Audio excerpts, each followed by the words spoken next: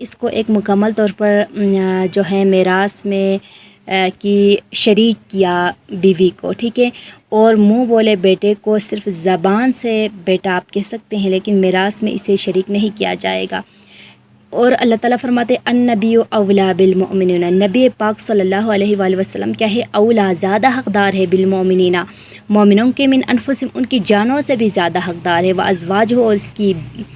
بیویاں، امہاتہم ان کی مائیں ہیں، واول الارحام اور قرابت دار، بعضہم ان میں سے بعض، اولا زیادہ نزدیک ہے، ببعض دوسرے سے، فی کتاب اللہ اللہ کی کتاب میں، من المؤمنین والمہاجرین مومنوں سے اور مہاجرین سے، الا مگر ان تفعلوا اگر جو تم کرو، الی اولیائکم اپنے دوست کے ساتھ، معروفاً اچھے سلوک کا، ذالک فی الکتاب مستورا یہ کیا ہے، حسن سلوک ہے، یہ کتاب میں لکھا ہوا ہے۔ ایمان والوں کے لیے نبی ان کی اپنی جانوں سے بھی زیادہ قریب ہیں۔ ان کی بیویاں کیا ہیں، ان کی مائیں ہیں۔ کن کی بیویاں؟ حضرت محمد مصطفیٰ صلی اللہ علیہ وآلہ وسلم کی جو بیویاں ہیں وہ کیا ہے، ازواج مطہرات ہیں، وہ سب مسلمان مومنوں کی کیا ہے، مائیں ہیں، وہ سب مسلمان اپنی ماں سمجھنا چاہیے، لیکن اس وجہ سے کیا ہے کہ حضرت پاک صلی اللہ علیہ وسلم نے ان کو مطلب کہ ازواج جو مطہرات ہے کہ ان کے بارے میں کہ ہمیں کچھ برا بلا کہنے کی اجازت نہیں دی ہے، ٹھیک ہے، کہ ہمیں قرآن پاک کی اس سورہ مبارکہ سے ہی ہمیں اس آیات سے ہی ثابت ہوا کہ جو کوئی مثال کے طور پر کہ حضرت عائشہ رضی اللہ عنہا کو کوئی کچھ بولیں یا باقی ازواج مطہرات کو کچھ بولیں تو اللہ تعالیٰ نے ہی اجازت نہیں دی ہے کسی کو، یعنی ان ازواج مطہرات کو، حضور کی بیویوں کو کچھ کہنے کا کسی کو بھی حق حاصل نہیں ہے، بلکہ کیا ہے، یہ جو ہیں کہ ان کی بیویاں ہیں، ٹھیک ہے، ان کی بیویاں جو ہے مومنوں کی مائیں ہیں، بلکہ مومنوں کی ماں قرار دیا ہے۔ وَإِذْ أَخَذْنَا مِن نَّبِيِّينَ مِيثَاقَهُمْ وَمِنْكَ مِن نُوحٍ إِبْرَاهِيمَ مُوسَىٰ وَعِيسَىٰ ابْنِ مریم، اور جب اخذنا ہم نے لیا، من النبیین نبیوں سے، میثاقہم ان کا عہد، ومنک اور تم سے، ومن نوح اور نوح سے، وابراہیم ابراہیم علیہ السلام سے، وموسیٰ اور موسیٰ علیہ السلام سے، وعیسیٰ ابن مریم اور مریم کے بیٹے عیسیٰ سے، واخذنا اور ہم نے لیا، منہم ان سے، میثاقا غلیظا ہم نے ان سے نہایت پختہ عہد لیا تھا، کہ نبی ہر مومن کے لیے اپنی جان سے بھی زیادہ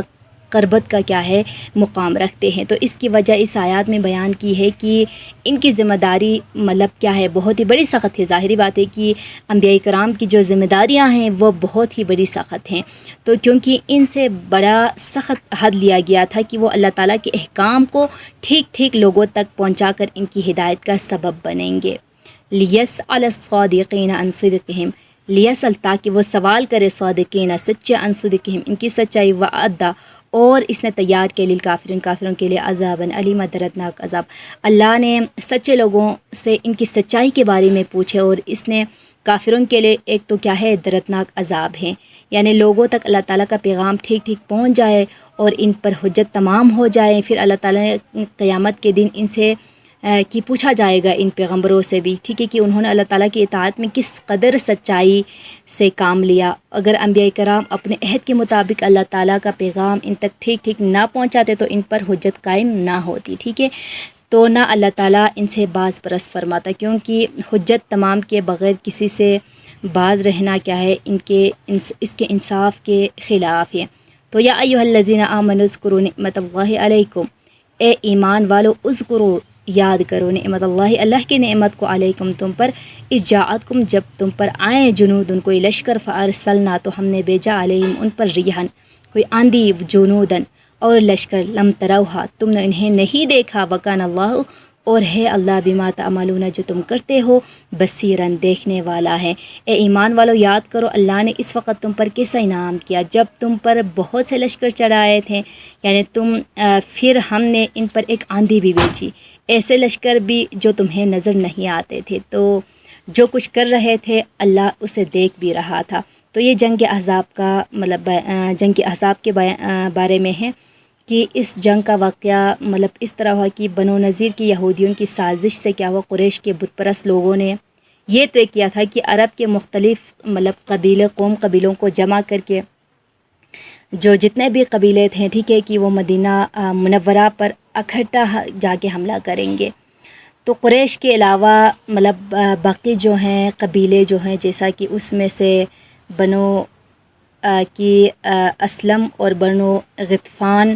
اور بنو مرہ، یہ جو مطلب قوم قبیلے تھے، سب نے مل کر ایک بہت بڑا لشکر تیار کیا، جس کی تعداد کہتے ہیں کہ یہاں پہ 12 سے 15,000 تک بتائی جاتی ہیں ان کی تعداد نا۔ اور یہ لشکر جرار جو ہے مدینہ منورہ کی طرف روانہ ہوا۔ تو حضور پاک صلی اللہ علیہ وسلم کو اس کی اطلاع ہوئی تو آپ نے صحابہ کرام سے مشورہ فرمایا کہ حضرت سلمان فارسی نے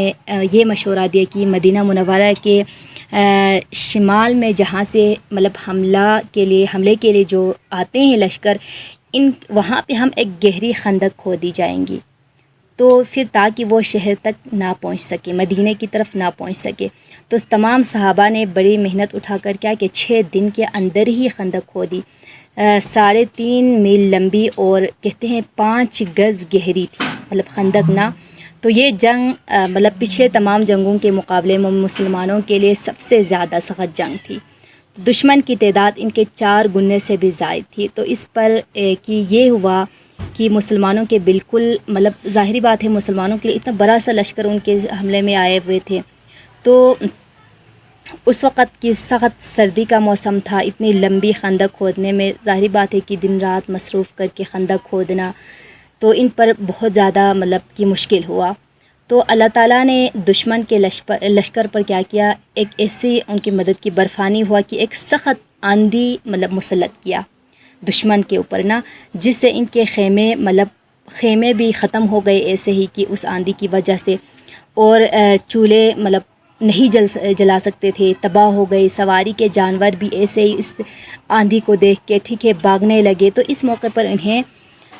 محاصرہ جو ہے ختم کر کے واپس جانا پڑا، مطلب کہ حضور پاک صلی اللہ علیہ وسلم اور صحابہ کرام پر حملہ کرنے کے بجائے اس آندھی کی وجہ سے کیا ہوا، جو لشکر ہیں مطلب وہ واپس اپنے طرف واپس انہوں نے لوٹا، اور لشکروں کا بھی مطلب ظاہری بات ہے یہ آندھی جنہوں نے کہ دشمن یہ سمجھتے کہ کوئی آندھی ہے، حالانکہ اللہ فرماتا ہے کہ یہ ان کے لیے کیا ہے، اللہ تعالیٰ کی طرف سے ایک بہت ہی مطلب کہ بڑا جو ہے کہ اللہ کی طرف سے فرشتوں کو بھیج کے مطلب مسلمانوں کی مدد